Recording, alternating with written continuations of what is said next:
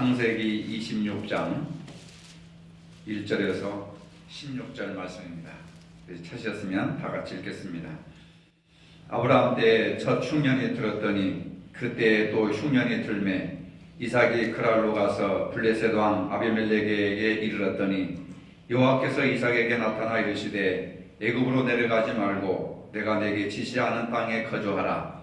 이 땅에 거류하면 내가 너와 함께 있어 내게 복을 주고 내가 이 모든 땅을 너와 내 자손에게 주리라. 내가 내 아버지 아브라함에게 맹세한 것을 이루어 내 자손을 하늘의 별과 같이 번성하게 하며 이 모든 땅을 내 자손에게 주리니 내 자손으로 말미암아 천하 만민이 복을 받으리라. 이는 아브라함이 내 말을 순종하고 내 명령과 내 계명과 내 율례와 내 법도를 지켰음이라 하시니라.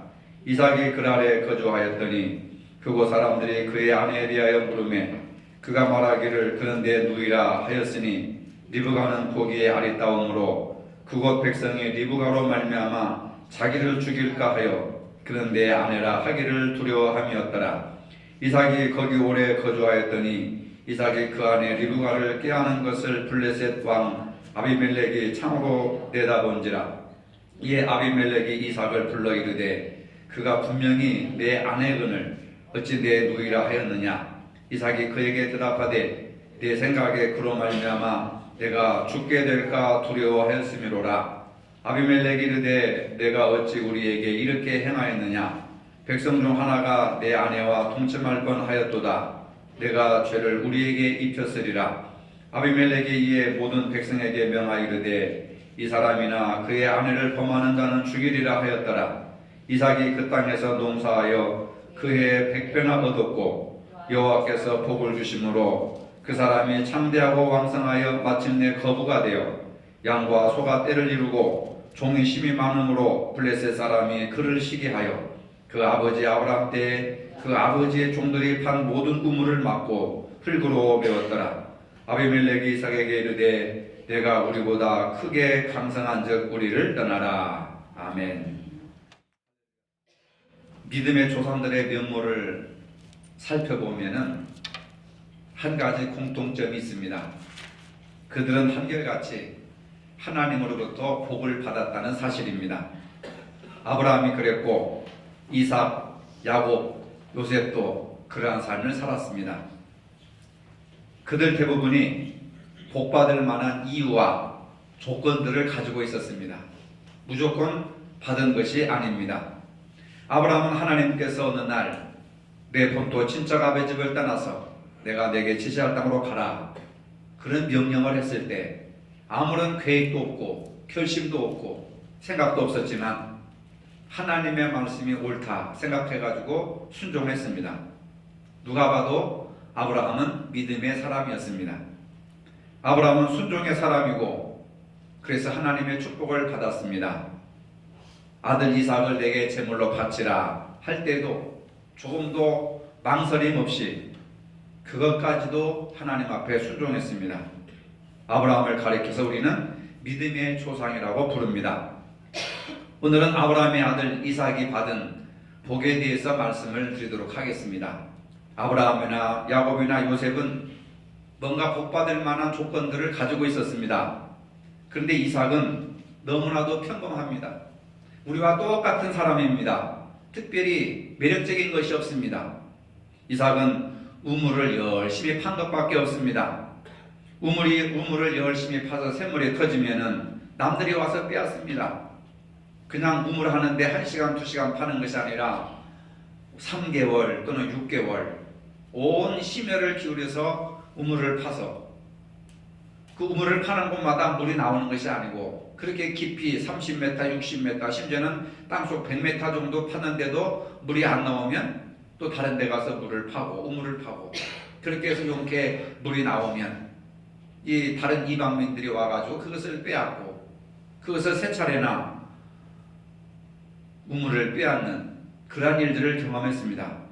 그래서 빼앗으면 그 물을 내어주고 또 파고 또 와서 빼앗으면 우물을 내주고 또 파고 평생 동안 우물 파는 일을 했습니다. 그런데 하나님께서 이삭에게 복을 주셨습니다. 오늘 본문 12절에 보면은 이삭이 그 땅에서 농사하여 그의 100배나 얻었고 여호와께서 복을 주심으로 그 사람이 창대하고 왕성하여 마침내 거부가 되어 양과 소가 떼를 이루고 노복이 심히 많으므로 블레셋 사람이 그를 시기하였더라. 블레셋이라고 하는 강대국의 그 왕권을 가진, 권력을 가진 사람들이 이삭을 시기할 정도로 하나님께서 축복해 주셨다고 하는 겁니다. 이삭은 가나안 땅에 머무는 것이 아니라 그랄이라고 하는 그런 이방 땅에 머물고 있었습니다. 그런데 그곳에서 농사를 지었는데 한 해에 100배의 수확을 얻었다고 합니다. 어떻게 한 번 농사를 지었는데 100배의 수확을 얻을 수 있었을까? 하나님이 이삭에게 그런 복을 주셨습니다. 예수님께서도 비유로 말씀하시기를 30배, 60배, 100배의 열매를 맺는다고 하는 그런 비유의 말씀도 하셨습니다. 씨앗이 옥토에 뿌려질 때 이삭은 그가 할 수 있는 최고의 축복, 100배의 수확을 얻게 되었다고 하는 사실입니다. 이런 축복은 이삭이 잘나고 똑똑하고 영특해서 받은 것이 아닙니다. 아브라함처럼 비겁하고 소심한 성격을 가졌습니다. 오늘 본문 6절 이하에 보면은 이삭이 그랄에 거주하였더니 그곳 사람들이 그의 아내에 대하여 물을 때 그가 말하기를 그는 내 누이라 하였으니 리브가는 복이 아리따움으로 그곳 백성이 리브가로 말미암아 자기를 죽일까 하여 그는 내 아내라 하기를 두려워함이었더라. 어떻게 하면 이렇게 부전자전일까? 지난주에 말씀드렸죠. 아브라함도 자기 아내 사레가 너무 이뻐서 다른 사람들이 자기를 죽이고 아내를 빼앗아갈까봐 자기 누이라고 속였습니다. 이삭도 마찬가지로 자기 아내가 너무 이뻐서 다른 사람들이 자기를 죽이고 아내를 빼앗아갈까봐 자기 누이라고 속였던 비겁하고 소심하고 책임감이 없는 그런 사람입니다. 부모와 자식은 좋은 것도 닮고 좋지 못한 것도 닮아서 부전자전이라 이런 말을 합니다. 그런데 이삭이 받은 복에는 특징이 있습니다. 이삭 자신에게 특징이 있는 것이 아니라 받은 복에 특징이 있었는데 먼저 그 복은 흉년 후에 받은 축복이라고 하는 겁니다. 1, 2절에 보니까 하나님께서 아브라함 때에 첫 흉년을 주셨고 그리고 이삭 때에도 흉년을 주셨다라고 하는 것이 중요한 겁니다. 흉년이라는 것이 뭡니까? 비가 오지 않아서 기근이 시작됐다는 겁니다. 비가 오지 않습니다. 이슬이 내리지 않습니다. 농사를 지을 수가 없습니다. 양떼와 소떼들에게 먹을 것을 공급할 수가 없습니다. 사람이 살 수 없는 환경입니다.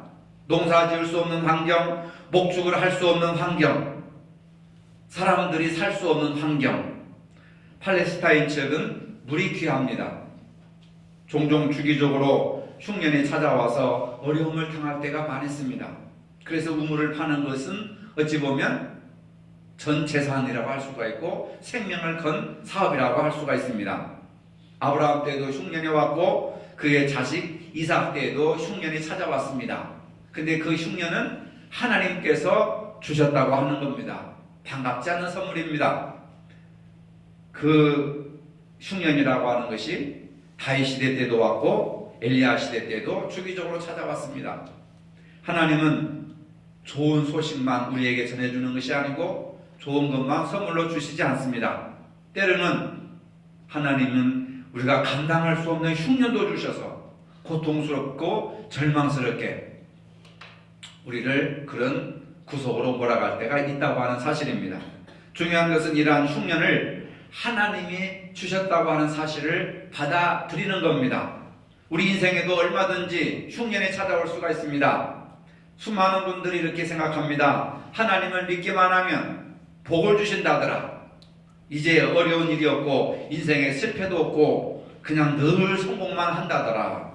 그런데 어느 날 보니까 자식들이 하는 일이 잘 안 됩니다. 가족 중에 병원에 입원하는 경우도 있습니다. 사업이 안 되고 부도가 납니다. 교통사고를 당하게 되고 여러 가지 어려움과 시련을 많이 겪게 됩니다. 그런데 사람들이 이럴 때 어떻게 생각하느냐? 하나님이 어디 있느냐? 하나님의 복을 주신다는데 왜 우리 가정은 이런 일들을, 이런 어려운 일을, 이런 실패하는 일들을 계속해서 반복해서 주시느냐? 누가 복을 주느냐? 다 자기가 할 탓이지. 그런 생각을 하면서 하나님을 의심하고 세상으로 가는 사람들이 많이 있습니다. 이처럼 우리가 살면서 많은 어려움을 경험하게 됩니다. 물질로 어려움을 경험하기도 하고, 건강으로 어려움을 경험하기도 하고, 인간관계 속에서 상처를 받고 좌절하고 절망하는 그런 어려움들을 많이 당하기도 합니다. 이 어려움을 당할 때에 하나님이 나를 버리셨나 보다, 하나님이 나를 도와주시지 않는가 보다, 기도해도 소용이 없다, 교회 봉사해도 소용없고 헌금을 해도 소용없다, 이렇게 절망에 빠진다면 되는 일이 아무것도 없습니다. 오늘 본문 2절에 보면은 여호와께서 이삭에게 나타나 이르시되 애굽으로 내려가지 말고 내가 내게 지시하는 땅에 거주하라. 이 땅에 거류하면 내가 너와 함께 있어 내게 복을 주고 내가 이 모든 땅을 너와 내 자손에게 주리라. 이삭은 흉년을 피해서 애굽으로 내려가려고 했습니다. 그런데 어느 날 하나님께서 나타나셔서 애굽으로 가지 말고 내가 내게 지시하는 땅으로 가라. 그리하면 반드시 내게 복을 줄 것이다. 이렇게 말씀하셨습니다. 지금 당장 끼니가 없어서 죽을 상황입니다. 애굽 나라에 가면 먹을 것이 많이 있습니다. 땅이 비옥해가지고 농사를 지으면은 풍년을 거둘 수가 있습니다. 그런데 하나님은 왜 그런지 애굽으로 내려가지 말라 이렇게 말씀하십니다. 여러분 같으면 어떻게 하시겠습니까? 신앙생활을 하자니 시간도 없고, 헌금하자니 돈도 없고, 봉사하자니 몸도 아프고, 가정에 되는 일도 없고, 매사에 짜증만 나는 상황 속에서 그럼에도 불구하고 열심히 하나님을 바라보고 섬기십시오 하면 아멘하고 순종할 사람이 과연 몇이나 있겠습니까? 바로 그런 상황입니다. 이삭이 처한 상황은 굶어 죽을 수밖에 없고 흉년 때문에 먹고 살 수가 없는 그러한 상황입니다. 그래서 먹고 살기 위해서 애굽으로 가자 했지만 하나님이 그 길을 막으십니다. 이삭은 이 명령을 받으면서 하나님 어찌해서 애굽으로 가지 말라고 하십니까? 묻지도 않았습니다. 질문하지도 않았습니다. 이삭은 하나님이 말씀하시는 대로 애굽에 내려가지 않고 그랄에 머물렀습니다. 하나님의 말씀을 믿어보기로 작정한 것입니다. 아브라함과 같은 믿음을 가졌습니다. 이것이 이삭이 복받은 비결이라고 할 수 있습니다. 내 경험과 내 생각보다도, 내 계획보다도, 지금 내가 너의 상황보다도 하나님의 말씀을 우선적으로 믿고 순종하는 것, 이것이 복받는 비결인 줄로 믿으시기를 바랍니다. 이삭은 자신의 계획이나 뜻이 있었지만 하나님의 음성을 듣고 하나님의 약속을 믿고 순종하여서 그랄 땅에 머물며 농사를 지었습니다. 그런 하나님의 말씀에 순종했습니다. 순종할 때 하나님께서 그 결과를 책임져 주신다고 하는 사실입니다. 이삭인들 마음에 갈등이 없었겠습니까? 애굽에는 풍족한 농작물이 있고 나일강도 있어서 그곳에 가면 먹고 사는데 지장이 없습니다.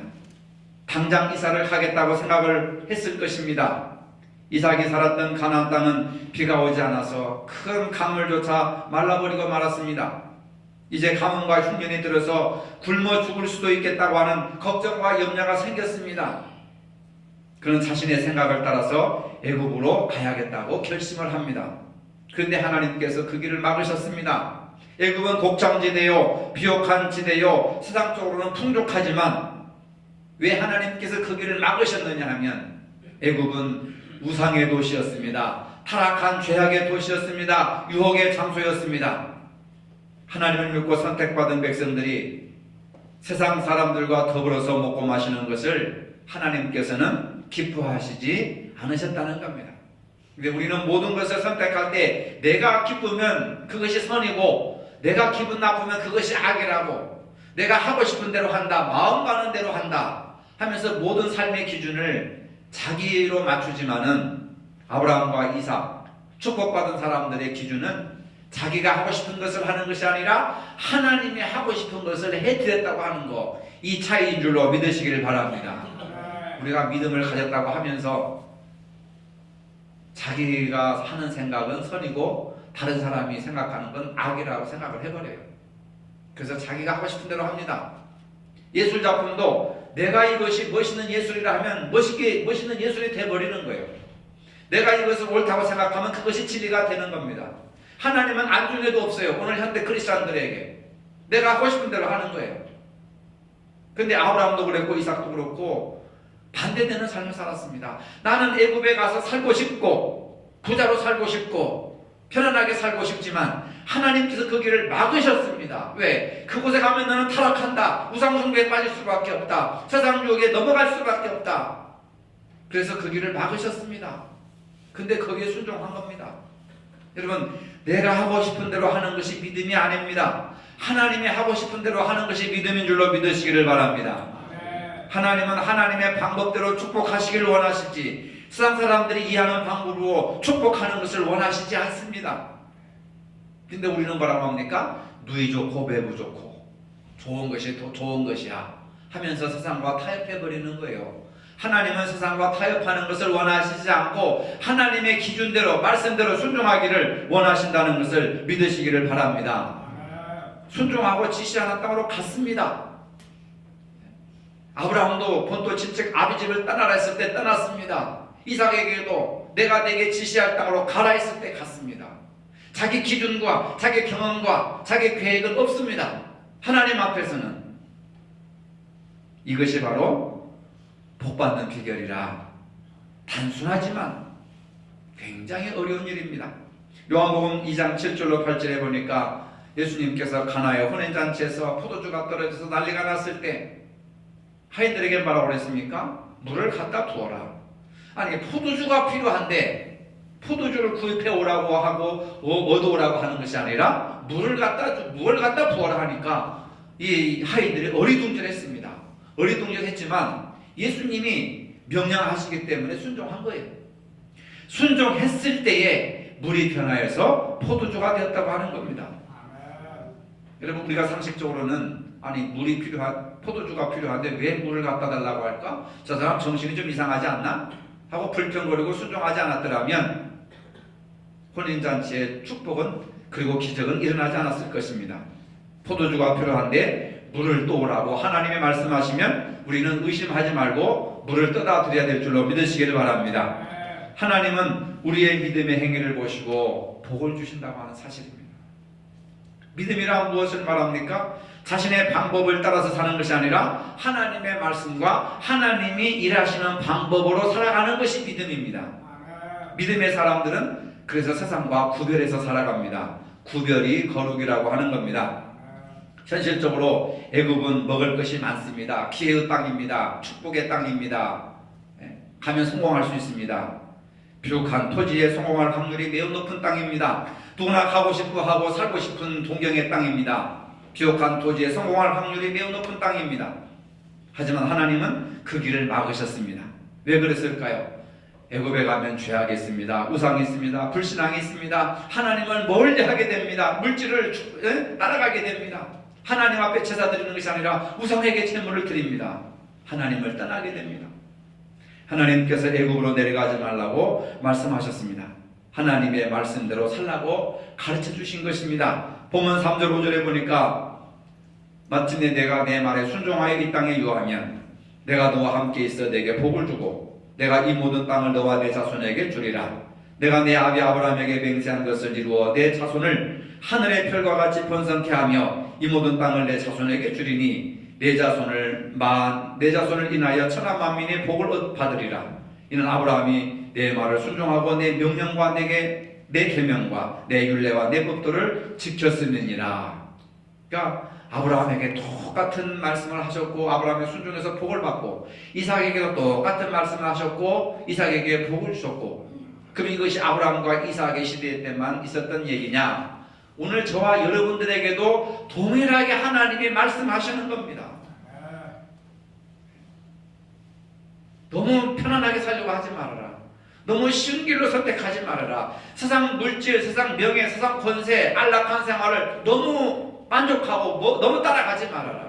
그렇게 하다 보면은 하나님과 자연적으로 멀어지게 되고 예배와 멀어지게 되고 기도 생활과 멀어지게 되고 말씀을 읽는 시간과 멀어지게 되고 영적인 생활과 멀어지게 된다면 애굽에 가서 부자가 되고 거부가 된들 하나님과 원수가 되고 하나님과 멀어진다면 그게 축복이 아니라 그게 독배라고 하는 겁니다. 독이라고 하는 겁니다. 애굽으로 가지 않고 하나님께서 지시하신 땅에 거하면 하나님께서 함께 하시겠다. 여러분, 하나님과 함께 하시겠다는 게 이게 축복 아닙니까? 그리고 그뿐만 아니라 내 자손을 하늘의 별과 같이 번성하게 축복해 주시겠다. 얼마나 놀라운 축복입니까? 이삭은 100배의 축복을 얻기 위해서 농사를 짓는 수고와 노력을 게을리하지 않았습니다. 이삭은 원래 농사꾼이 아닙니다. 목축업을 하는 사람이었습니다. 전공 분야가 다릅니다. 평생 양을 키우고 염소를 키던 사람이 밭농사, 논농사를 해야 되니 이게 전공이 다르고 기술이 다르고 경험이 없어서 농사일을 잘 못합니다. 그런데도 하나님께서 함께 해주시니 농사를 어설프게 지었는데도 100배의 수확을 거두게 되고 마침내 거부가 되었다고 하는 거예요. 누가 하셨습니까? 이삭이 한 것이 아니라 하나님이 하셨다. 여러분, 하나님이 하셨습니다. 따라해봅시다. 하나님이 하셨습니다. 하나님께서 도와주신다면 왜 번성케 되고 창대케 되지 않겠습니까? 우리는 이런 기도를 해야 됩니다. 금년에는 하나님과 동업하는 한 해가 되게 하여 주옵소서. 해봅시다. 시작. 어려워서 따라서 금년에는 하나님과 동업하는 한 해가 되기를 원합니다. 믿습니까? 내가 혼자 하면 안 돼요.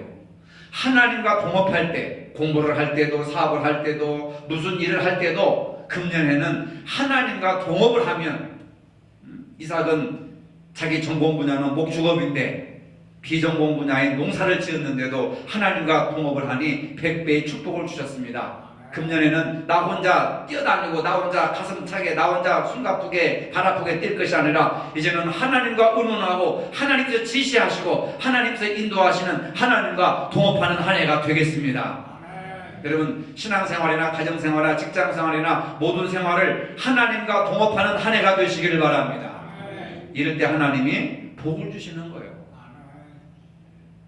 우리는 자꾸 다른 데만 다른 길로 가려고 하니까 안 되는 거잖아요. 하나님이 하지 말라는 것을 하는 것이 축복인 줄 알아요. 그게 잘 사는 걸로 생각하고 성공하는 걸로 생각하는 겁니다. 근데 하나님의 생각과 사람의 뜻은 다릅니다, 여러분. 몇 년 전에 우리나라 기독교 도서로 베스트셀러 중에 야베스의 기도라고 하는 책이 있습니다. 저도 제 책 서고에 어느 구석에가 있을 텐데 브루스 윌킨스라고 하는 저자가 쓴 책입니다. 그 책 내용은 야베스가 하나님께 복을 구하는 기도로 소개하고 있습니다. 하나님께서 야베스의 기도를 들으시고 축복하여 줬다는 내용입니다. 야베스의 기도의 내용은 역대상 4장 9절로 10절 단 2줄로 기록되어 있습니다.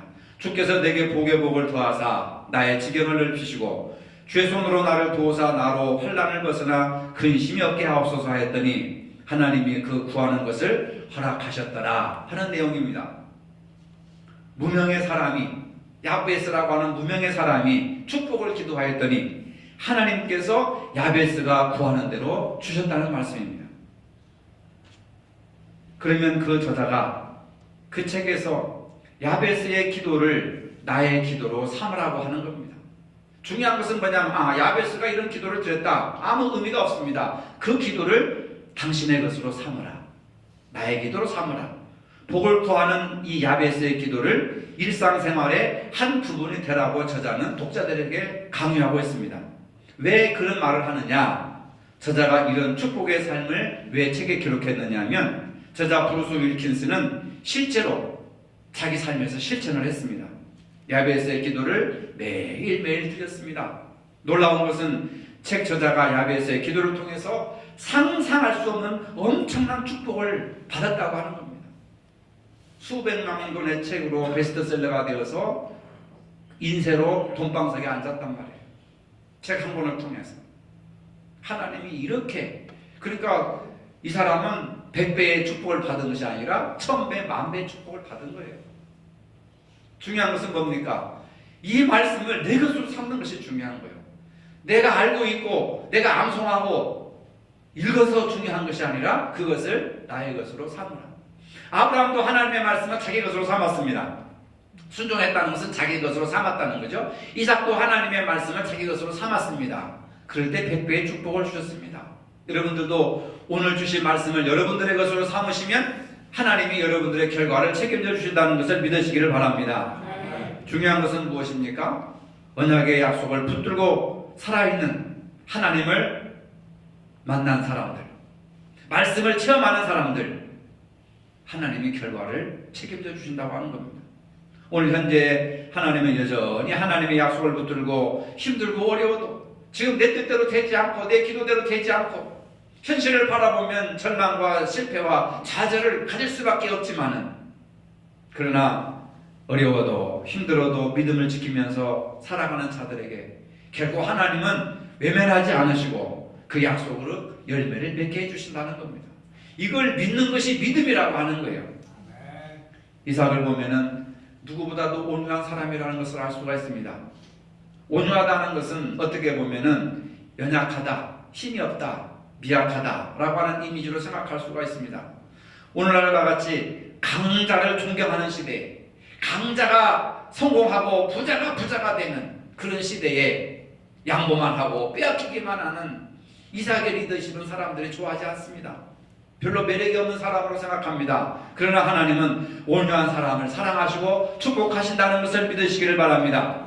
마태복음 5장 5절에 온유한 자는 복이 있나니 저희가 땅을 기업으로 받을 것이며, 온유하다는 게 뭐예요? 양보하는 거예요. 양보.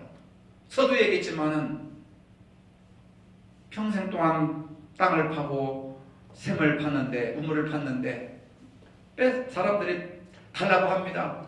그냥 주는 거예요. 빼앗으면 주고 빼앗으면 주고. 그게 무슨 대단한 겁니까? 근데 하나님이 빼앗은 자에게 축복하시는 것이 아니라 빼앗긴 자에게 복을 주시더라. 이걸 어찌 우리가 인간의 이성으로 판단할 수가 있겠습니까? 여러분, 창세기 26장 26절에 보니까 이삭의 우물을 빼앗았던 이 그랄 왕 아비멜렉이 와가지고 뭐라고 얘기하느냐면, 여호와께서 너와 함께 계심을 우리가 분명히 보았으므로 우리의 사이와 곧 우리와 너희 사이에 맹세를 세워 너와 계약을 맺으리라.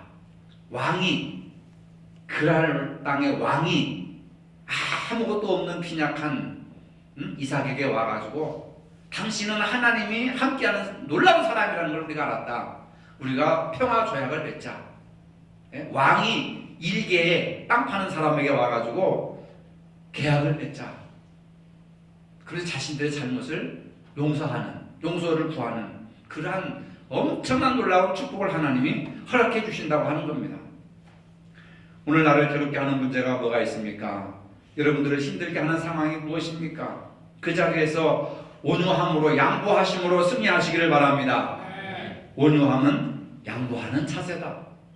빼앗는 자가 성공하는 것이 아니라, 부자가 되는 것이 아니라 양보하고 빼앗기는 자가 하나님이 축복하신다. 그리고 그 자리에서 순종하시기를 바랍니다. 우리 모두 믿음의 조상 아브라함이 순종했던 것처럼, 그 아들 이삭이 순종했던 것처럼 하나님의 말씀에 순종함으로 큰 복을 누리는 금년 한 해가 되시기를 주님의 이름으로 축복합니다. 거룩하신 여호와 하나님, 이삭은 아브라함의 믿음과 같이 가고 싶은 것을 포기하고 말씀에 따라 그날에 머물러 순종했습니다. 그의 농사를 지었는데 100배의 축복을 받았습니다. 오늘 우리들도 어렵고 힘들 때 절망하지 말고, 현실에 너무 매여 있지 말고, 오직 하나님의 약속의 말씀에 순종하는 삶을 살게 하여 주시고 그 끝이 창대하는 금년 한 해가 될 수 있도록 축복하여 주시옵소서. 예수님의 이름으로 기도합니다. 아멘. 이제는 우리 주 예수 그리스도의 은혜와 하나님 아버지의 무한하신 사랑과 성령의 교통하심이 어렵고 힘들 때일수록 이삭과 같이 순종하여 하나님의 축복을 받고자 하는 모든 성도들 머리 위에 이제로부터 영원토록 함께 하시기를 축원하옵나이다. 아멘.